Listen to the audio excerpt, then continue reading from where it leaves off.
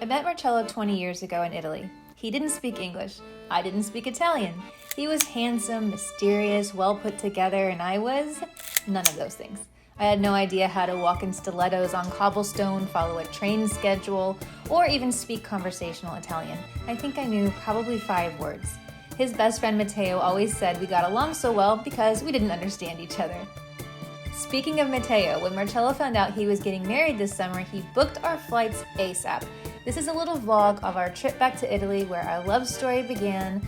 We'll stay at some stunning Tuscan wineries, visit the town where we met, and attend our friend's gorgeous wedding, and wait till you see how they throw a party.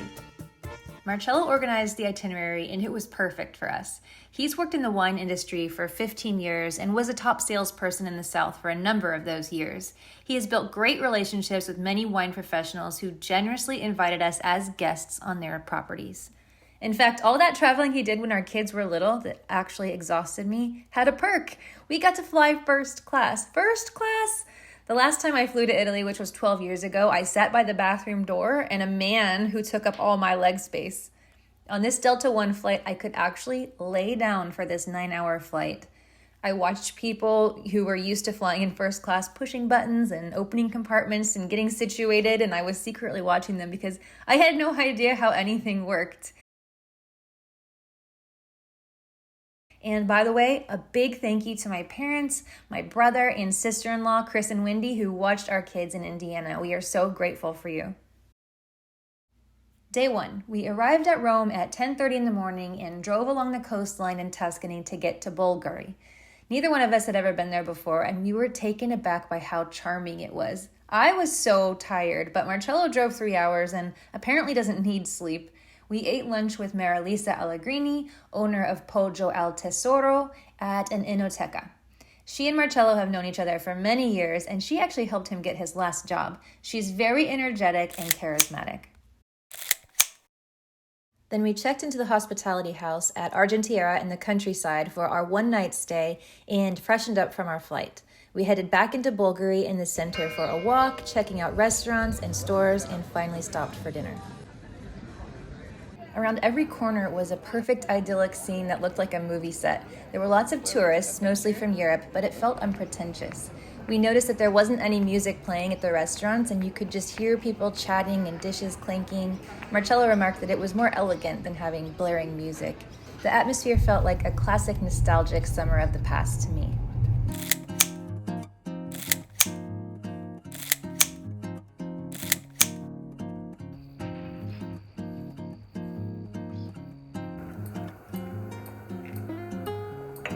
Daniele picked us up from the hospitality house and drove us to the Argentiera Winery and Estate.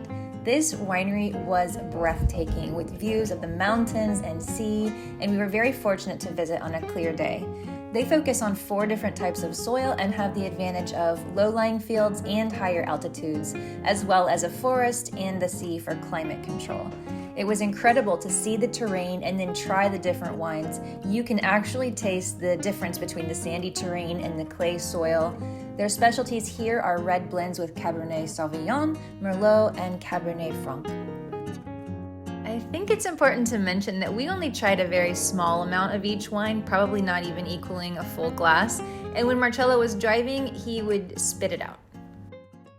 From there, we hopped in our rental car and drove farther inland towards Siena to Borgo Scopeto, a winery known for its Chianti Classico, the oldest appellation in Italy.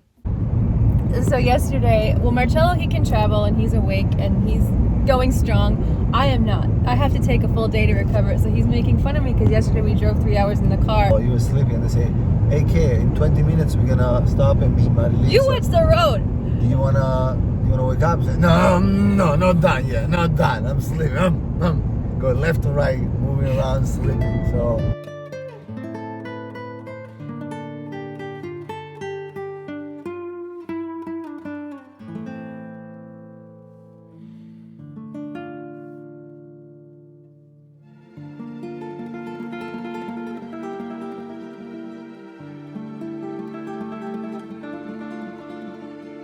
It's your first time, Yes. your first time here in the Borgo Scopeto. Correct. Real, my first time here, I was like, what? This place is not real. Yeah. No kidding. Yeah.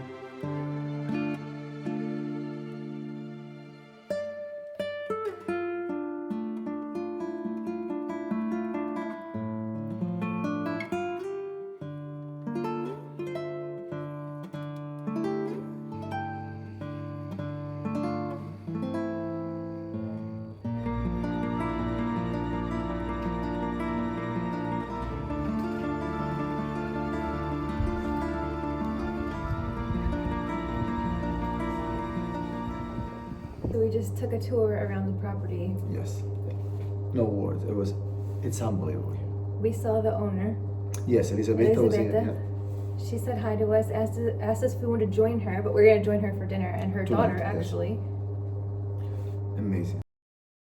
We explored the property on our own, including a garden labyrinth that is at the end of a path, and we made ourselves at home in the gazebo outside of our room before we went to dinner. We met the owner, Elisabetta, her husband Roberto, and daughter Alessandra for aperitivo on the lawn at 7:30. And then we went to dinner, enjoyed a 3-course meal. I loved hearing about all the history and details of the property dating back about 1,000 years ago. The tower is the oldest part of the once village to 650 people. Borgo means village, by the way. The original structure was a military castle, but they tore it down in the 1600s, if I remember correctly, by a noble family. They wanted a more elegant villa. So that's the story there. And out front, there's a pillar of a statue of a lion in the yard, and that represents how far the Florentines had come towards Siena, as Florence and Siena were longtime rivals. The restaurant was once used for grapes and drying grain, and then there were different buildings for laundry and horses as such, and they say they continue to make discoveries all the time. So after our surreal dinner, Marcello and I were too excited to go to bed, and so we sat by the fire pit, and we were told that August is a slow month for them, so we essentially enjoyed the whole lounge area to ourselves.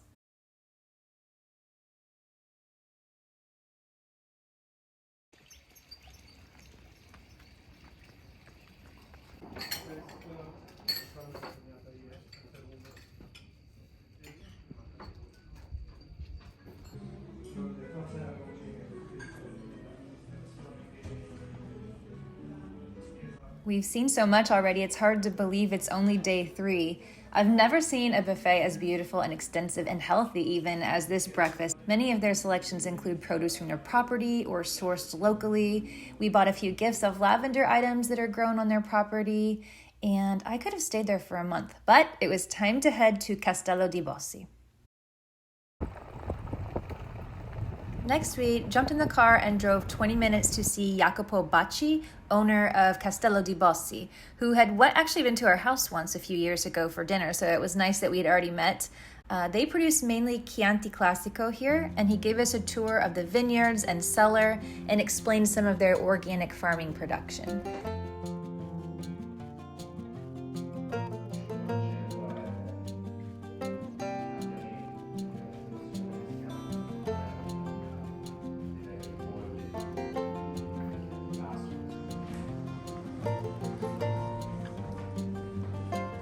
Then we started the tasting and lunch. We tried a very unique white sparkling made from a Sangiovese grape. Then Jacopo surprised us with an older vintage of his Chianti Classico Reserve from 2004, which is the year that Marcello and I met in Macerata. The hospitality manager kindly drove us to our villa nearby. We were so stunned, I'm telling you. We felt like we stepped back in time.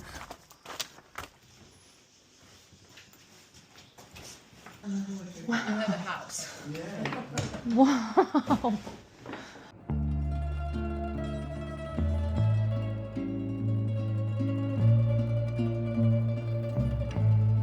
And I'm not that tall. Ouch. She's almost 6 foot. Yeah, not that tall. How tiny were people? We found out later that this is a 17th century farmhouse that was owned by a noble family and originally only habitable on the main floor here where we are, and the ground floor was used as stables. It was then transformed and divided into sections over the years and finally renovated in 2019. Look at this little alcove and the texture on the walls. This is the bedroom with this amazing armoire. Oh my goodness. It looks like a movie. Look how, I don't think you can feel how large this is. And the flooring.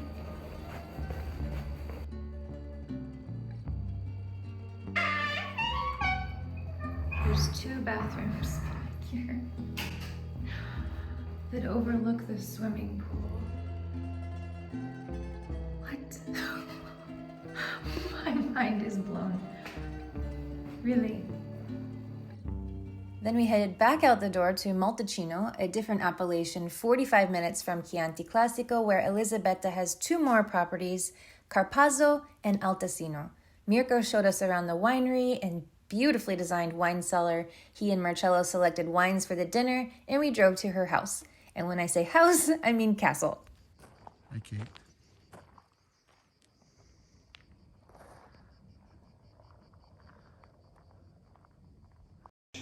Sì, sì, tanto ci andremo un po' i vini se volete stare un po' fuori. Un video faccio. Okay, so Mirko, we are here at Altesino. We're gonna taste the wines from Carpaccio and Altesino. And Kate, you like your little tasting room? Yes. That's a bell, and there's a Montalcino right there. Beautiful. Poi, volendo, il Morellino potrebbe essere riclassificato come Maremma. Dinner was prosciutto with fried bread that we could not stop eating, but we didn't know that there was still pasta zucchini and then a fresh salad from their garden with roasted chicken, raisins, pine nuts, and fresh fruit. I told Elisabetta that I'm never eating again. I was so satisfied and full. She is truly a generous, kind, and engaging person, full of life, and we were so pleased to be able to have a second dinner with her and Roberto. Questo è appena fatto, speriamo vi piaccia. Oh, io questi mi piacciono tanto. Anche a me, infatti li faccio fare per...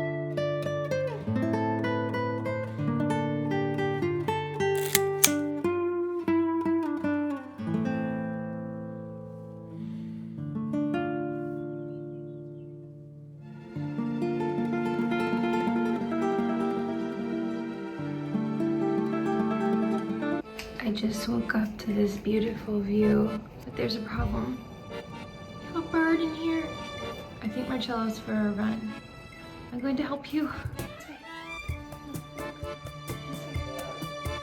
I didn't know you were here. Okay, no worries. The bird is out. I had to close the window and then open it halfway so it realized it was the light source.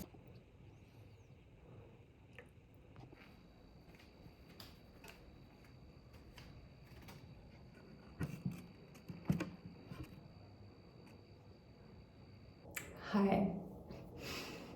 My magical little hair dryer wand does not work here, so I used a normal hair dryer, and this is what I look like today to go to another winery. We are going to go to Siena later today, so I'm going to see if maybe there's a blowout bar. Marcello and I and my hair are headed to another winery. I was so excited last night because during the dinner somehow something clicked and I started picking up and understanding what everyone was saying, and it just made it so much more enjoyable. And it was not the wine. It was a little bit the wine. To get to some of these remote parts where the wineries are, there were some rough roads, a lot of dirt roads, a lot of hills, definitely not for the faint of heart. Just before lunch, we drove to Vallepicciola. It's a different, more modern winery, still in the same village, about 20 minutes away or so from Bossi. And it was quite a contrast to see their new winery and modern identity compared with the traditional rustic styles we'd already visited. I never saw a winery like this in Chianti Classico. There's usually always very traditional. As soon as I walked in, this beautiful tasting was, oh my gosh.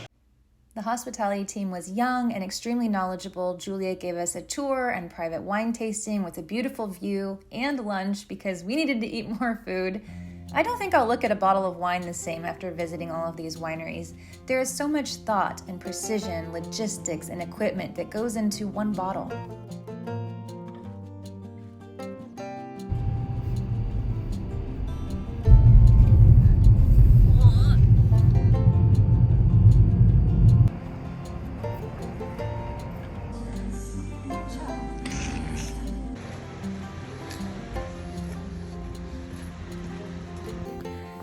My hair done. It looks so much better. Now we're climbing to the center. It's Steep. It's very steep.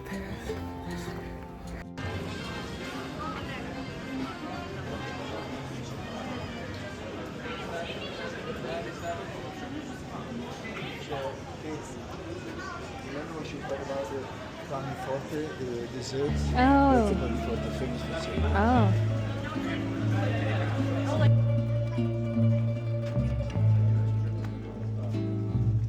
We took a steep uphill walk to the city center to see the famous Piazza del Campo.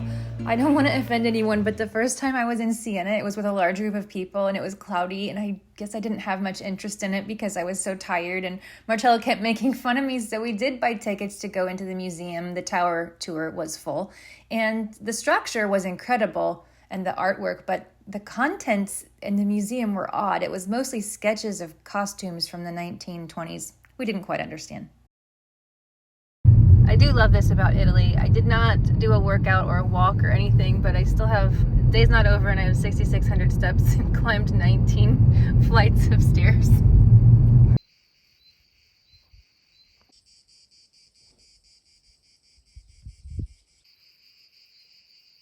Three minutes, how we met, which I had a job. There was no reason for me to come to Italy. I stayed for 5 months. I had already graduated college. I was in North Carolina, went to a small town Macerata in La Marche. And I was there because I finished my law degree, and I was still working at the university, and my old relationship, she broke up with me, so I was single and a little kind of down, right? Yes. And there is this club called Tartaruga. Tartaruga, means Turtle. turtle. Let's go to Tartaruga. You need to forget about your ex-girlfriend. Let's have fun. My new American friends and I were dancing, even though no Italians were yet. His friend bet him a gin and tonic. Correct. To go dance with one of the Americans. Girls. And I guess I was the lucky girl. I saw your moves and I said, that's a girl I'm gonna dance with. And so then we realized quickly that he doesn't speak English and I don't speak Italian. Like, we didn't, nothing. And so it was interesting, but I will tell you, I did learn a lot about his character through the way he treated other people and the way I saw everyone was very excited to see him. They were happy and he knew everyone. And like, I think you can learn a lot about someone's character with the way other people react to them. Really loved the way that you were thinking, acting, just embracing, enjoying life, this new experience. I never left Italy in my life, never traveled. So yeah, I was here for 5 months, and then we had to decide what to do. They began a little dictionary, and then it was just a dictionary. So back then you didn't have Google Translate, and I remember one time we were sitting at a table, and I had a dictionary. Yes. And I was trying to, and he thought it was embarrassing, and I remember you kind of lowering it because. Yes. I thought we can figure out without a dictionary. No, I looked dorky. And then sometimes his friend would translate for us. So he'd try to translate, but then he got bored, he got interested in other girls, or he would just translate what he thought Marcello should have said. Like, he has big muscles and like... And plus, the conversation would get a little bit more personal, and I didn't like that he has to tell things that I was thinking about you. Then it was time for you to leave and go back to the United States. Oh, the drama. The drama. There was drama. And then for a while we had this... we'd see each other every 6 months. Yes. You came... I came for the very first time in America, in Indiana. That was an experience. Never visited the United States. Never went, that far, so far. I live in a very small town in Indiana, and he went to church with my family with orange pants and a sweater like tied around his neck. Then very Italian. Came to United States for 3 months to learn English. You paid the class, the college. I paid for, because I had zero money. You paid for your flight. I paid for his school and everything else. Anyway, we got married. Yeah, we had to do paper, so I went back to Italy. That's right. You had to do all the Firenze visa, long process. Your parents helped us a lot. You and your mom planned the whole wedding while I was in Italy, and then the only people that arrived from Italy to the wedding was my mom, my dad, my brother, me and Piero, a couple of friends, Matteo, Gianmarco, and Matteo, we're going to his wedding Saturday, so we're leaving tomorrow to go to his house to stay and go to his wedding, so that's so exciting. Yeah, my parents live with us now. Oh yeah, if you would have told me when I met his parents, hey, they're gonna live with you, like at your house in the United States. there's So a- they don't speak I- English, and we're responsible for a lot. You're responsible for a lot. You drive them everywhere. They do have a golf cart. They go around. I think that deserves another video. That's another video. Okay, that's it. Cheers. Cheers. Goodbye, beautiful villa. Tra 1,2 km, svolta a sinistra su strada comunale 5. We're leaving, Castello di Bossi. and we are headed to Abruzzo, which is 2.5, 3 hours 3 away hours, to yeah. Matteo's bed and breakfast. But We're gonna stop. in Macerata, this is actually Le Marche, and is the place where we met. Yeah.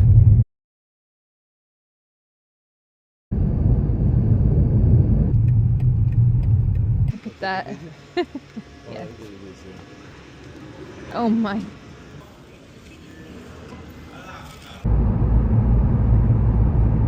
And then I lived around down that way. La tua destinazione è sulla sinistra.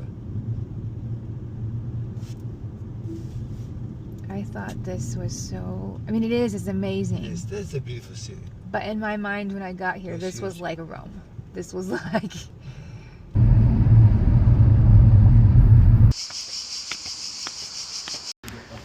The part I remember is you just don't know if a car is gonna come around any corner. I used to like stay really close to the walls. Do you want to say hello? No, I don't remember his name, but I remember his face. Salve. Salve. Herdo's home.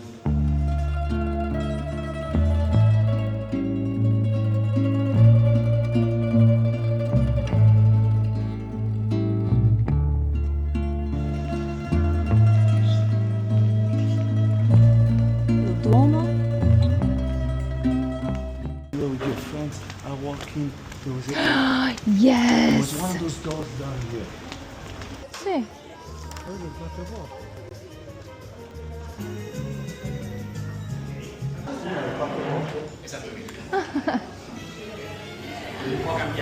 Sì, un po'. Giovedì per iniziare. But see, I never did figure out all these streets and all the different ways. He thinks we met here. Permanently closed. Oh my gosh, we met there. Yeah, let's take a picture.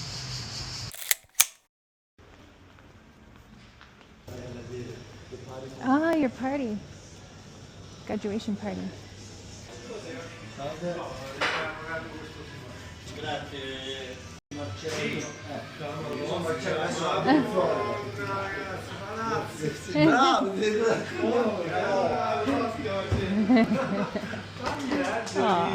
Questa è mia moglie che Piacere. io guardavo Matteo si sposa che lui sta contro guerra, allora remember you too because I know. I can't believe you remembered me. I've only went there a few times. we did. I spent 5 years of my life, 4.5 years of my life there. I mean, At a bar? yeah, pretty much. She was like close by.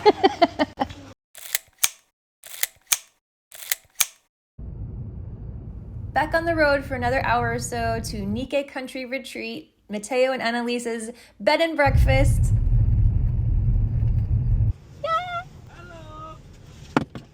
Come stai? Madonna, Navito, ciao che. Ciao! Parcheggia dietro, che dopo ti faccio vedere. Matteo! Ciao! And we saved the best for last, Matteo and Annalisa's wedding. We arrived late afternoon at Nike Country Retreat, their stunning bed and breakfast. Matteo is truly a visionary. There was nothing here when he bought the land, yet everything seems like it's been there forever. It has beautiful stone and brickwork consistent throughout all of the structures. Annalisa has the eye for design with simplistic features, bright whites, wood tones, and then touches of green, letting nature be the star. They thought of everything. A communal space with a pizza oven, I love those green tiles, and walls of windows that let all the light and wind pour through. A pool, a vineyard, olive trees, amphitheater, koi pond, hiking trail, and quite the view.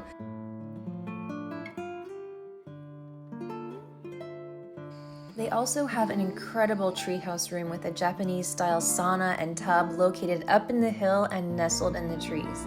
They have 9 rooms, including the treehouse, so you are sure to have a relaxing, peaceful stay. How fun it was to see Matteo and meet his beautiful bride and her sweet daughter. You could just feel the love between them and how perfect they are for each other.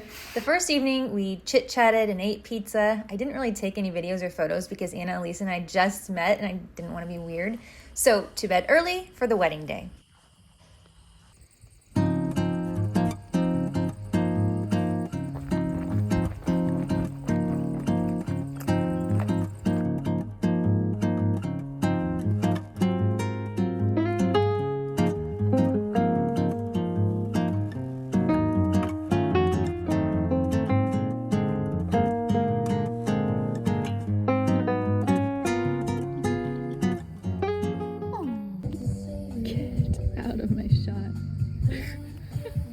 We're getting ready for the wedding. We haven't recorded very much because we've just been enjoying time with Matteo and Elisa and Aleche. And here the property. And then the property and the pool. We thought it was going to be a hike, but it was like, did I say a hike? A hike? Yeah. We thought it was going to be a walk. It was more like a hike, but it was great. Intense, so beautiful.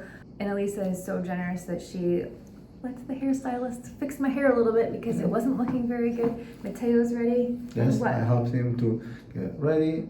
So we're just waiting for the bus and then we're going to the wedding.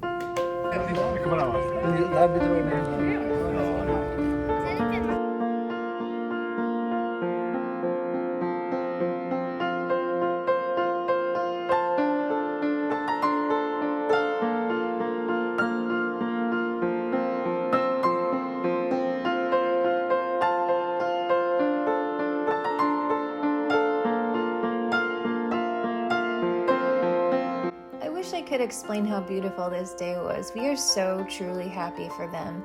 After their lovely ceremony, we walked over to this unreal restaurant on the beach. The sun had just set, creating this muted blue tone on everything. It looked like a painting. This was my first Italian wedding, and I did not know we were having, I don't know how many courses, 10, 12. So I ate 4 sushi rolls to get started. What an amateur.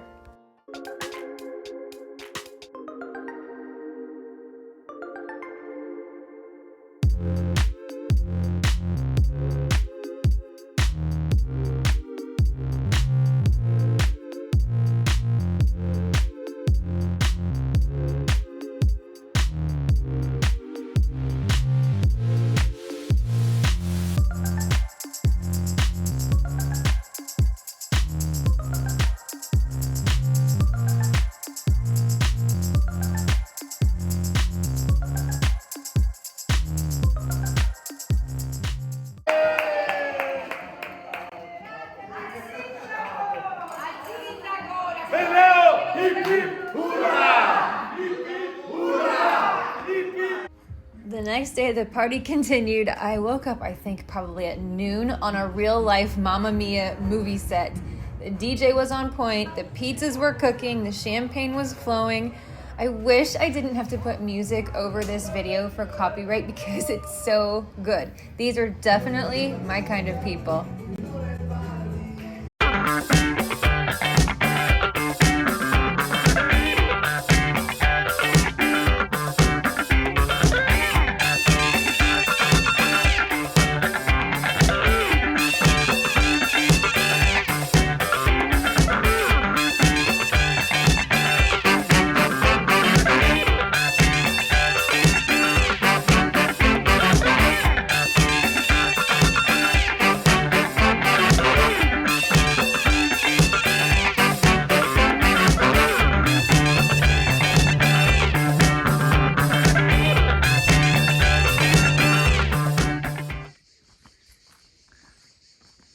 On our last day at Nikkei House, we ate lunch with everyone who was still there, savored our last peaceful moments in the country before driving to Rome to prepare for our flight home.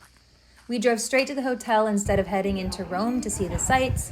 Marcello lived there for a few years, and I've been multiple times to see him. It would have been fun to see the Spanish Steps or Trevi Fountain where we used to meet, but we were tired.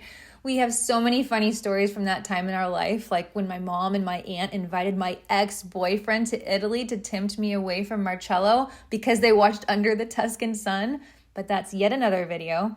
We stayed in the Hilton in the Fiumicino airport to make things easy in the morning. You can literally walk 10 minutes to the terminal from the hotel, but inside it's well-designed, clean, and newly renovated. It doesn't feel like what you think an airport hotel would feel like, if that makes sense. It was very nice with a pool, weight room, bar, and expansive restaurant. Okay, that's it. That's That's it. Vacation's over. We're tired. That was such an amazing adventure. It was. So much fun. It was absolutely great to stay at the airport. So Yes. all we have to do is walk to the terminal. It's the Hilton at the Fiumicino airport. Yep. Easy peasy, and We're ready to go see those babies. yes, so excited. Okay.